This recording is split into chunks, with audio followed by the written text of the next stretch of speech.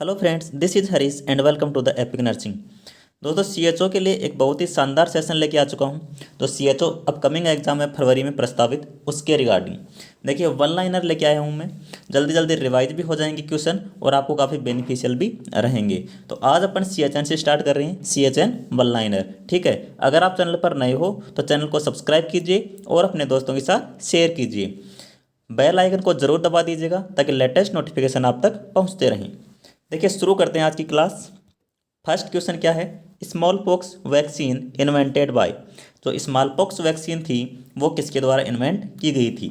कई बार पूछा जा चुका क्वेश्चन है। Edward Jenner. किसने खोज की? एडवर्ड जेनर ने। ठीक है, एडवर्ड जेनर जो है वो एक ब्रिटिश फिजिशियन थे। ठीक है, कौन थे? British physician. और फर्स्ट वैक्सीन भी कौन सी थी? Smallpox vaccine. कौन सी? Smallpox vaccine. ये क्वेश्चन भी आप याद रखिएगा। ठीक है, इसके बाद हम देखें नेक्स्ट क्या है। Children undergone splenectomy receive.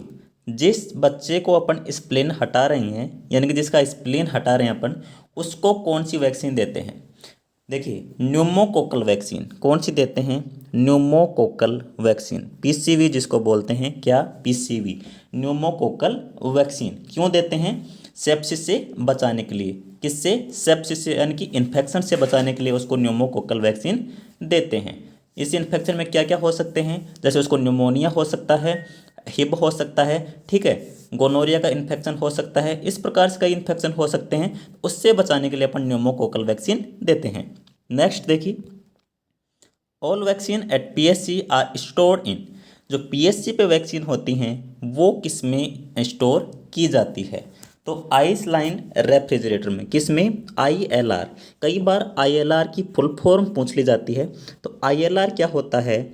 Ice lined refrigerator. Refrigerator क्या होता है? Ice lined refrigerator. ठीक है, इसमें अपन 140 लीटर यूज में ले सकते हैं। कितना लीटर का होता है ये? 140 लीटर। पीएससी लेवल पे इसको अपन यूज कर सकते हैं। देखिए, पीएससी लेवल पे या तो आईएलआर यूज किया जाता है या फिर जो स्मॉल डीप फ्रीजर है, क्या होता है? Small deep freezer. Small deep freezer use किया जाता है। ये क्वेश्चन आप याद रखिएगा। नेक्स्ट क्वेश्चन देखिए आप। Global immunization programme start. जो ग्लोबल इम्यूनाइजेशन, जिसे हम एक्सपांडेड प्रोग्राम ऑफ इम्यूनाइजेशन मानते हैं, वो 1974 में स्टार्ट हुआ था। और इंडिया में जो है ईपीआई कब स्टार्ट हुआ? 1978 में।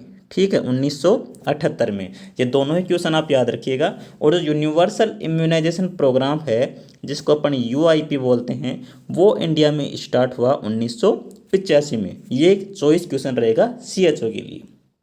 ठीक है, तो ये सभी चीज़ें आपको समझ में आ गई होंगी बेसिकली।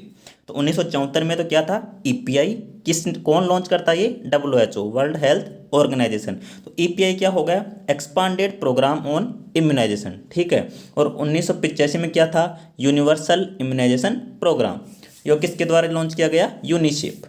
ठीक है, ये बात आप याद में रखिएगा। नेक्स्ट देखिए, स्मॉल पॉक्स के बारे में कुछ चीज़ें डिस्कस करेंगे, काफ़ी इंपॉर्टेंट है। और एक क्वेश्चन इनमें से ज़रूर पूछा जाएगा, आप ज़रूर से याद रखना। देखिए, लास्ट केस कब मिला था स्मॉल पॉक्स का?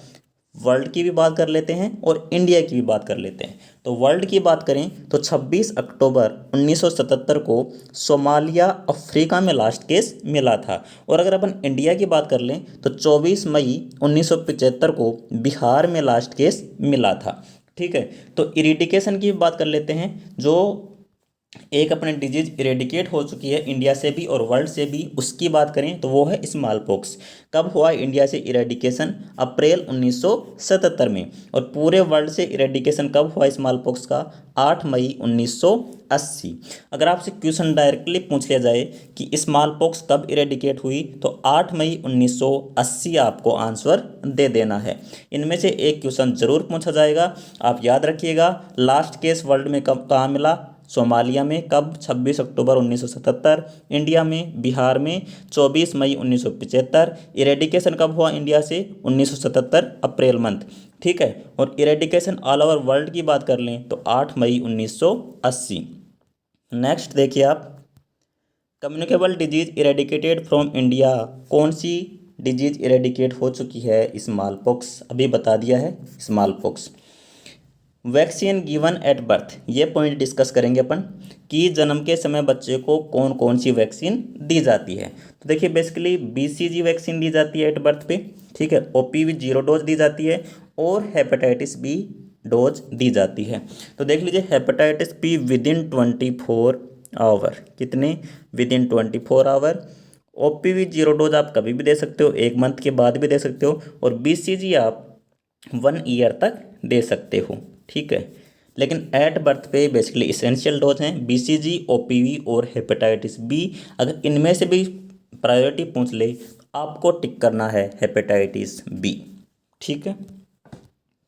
नेक्स्ट देखिए लाइव वैक्सीन और किल्ड वैक्सीन की बात कर लेते हैं। लाइव वैक्सीन तो क्या होती हैं? एक्टिवेटेड होती हैं, और किल्ड वैक्सीन होती हैं इनएक्टिवेटेड, ठीक है। इनके बारे में बात करेंगे, ट्रिक भी देख लेते हैं कि क्या क्या ट्रिक हैं इनकी। बेसिकली देखिए लाइव वैक्सीन में मैं बात करूं तो लाइव वैक्सीन में मिजल्स है, येलो फीवर है, मम्प्स है, रूबेला है, यानी कि एक तो MMR वैक्सीन जो है वो लाइव वैक्सीन में आती है, ठीक है। इसके बाद में वेरिसेला जो स्मॉल पॉक्स आती है, स्मॉल पॉक्स, इन्फ्लुएंजा, ठीक है।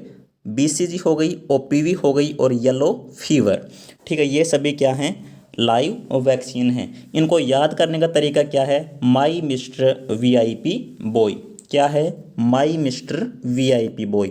ये ट्रिक आप हमेशा याद रखना, क्या? माई मिस्टर VIP बॉय, ठीक है। तो माई मिस्टर से क्या बना? माई से मिजल्स और येलो फीवर, मिस्टर से मम्प्स और रूबेला, VIP से वेरिसेला, इन्फ्लुएंजा और पॉक्स, बॉय से क्या बना? BCG, OPV और येलो फीवर। BCG की बात करें तो BCG बैक्टीरियल वैक्सीन है और सब वायरल वैक्सीन हैं, ठीक है। इसके बाद में बात कर लेते हैं, देखिए किल्ड वैक्सीन के बारे में बात कर लेते हैं। OPV के बारे में बात करें तो OPV साबिन ने खोजी थी, साबिन, ये कई बार पूछा जाता है। अब किल्ड वैक्सीन के बारे में बात करते हैं, देख लीजिए इनएक्टिवेटेड वैक्सीन जो होती हैं तो इसकी ट्रिक रहने वाली है hi HP rail ticket cancel, क्या?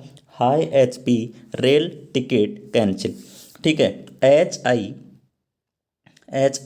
ठीक है, इस प्रकार से याद रखना, HIHPRTC, ठीक है। तो hepatitis B, IPV, Hib, plague, pertussis, rubella, typhoid और कोलेरा, ठीक है। ये सभी किल्ड वैक्सीन हैं। तो आप कैसे याद रखेंगे? HI से क्या बना? हेपेटाइटिस B और IPV। फिर उसके बाद में HPP से क्या बना? हिब, प्लेग और पर्टोसिस। और उसके बाद में रेल टिकट कैंसिल यानी RTC से क्या बना? रूबेला, टाइफॉइड और कोलेरा। इस प्रकार से आप ट्रिक के माध्यम से इन सबको याद रखना, ठीक है। तो मैंने लाइव वैक्सीन की ट्रिक बता दी, माई मिस्टर VIP बॉय, और किल्ड वैक्सीन की बता दी hi HP rail ticket cancel. ये दोनों टिकट ये दोनों ट्रिक आप याद रखिएगा बेसिकली, ठीक है। कुछ टॉक्सोइड होते हैं, वो DT होता है, क्या? DT, डिप्थीरिया और टिटनस, ये दोनों DT में टॉक्सोइड में शामिल किए जाते हैं, ठीक है।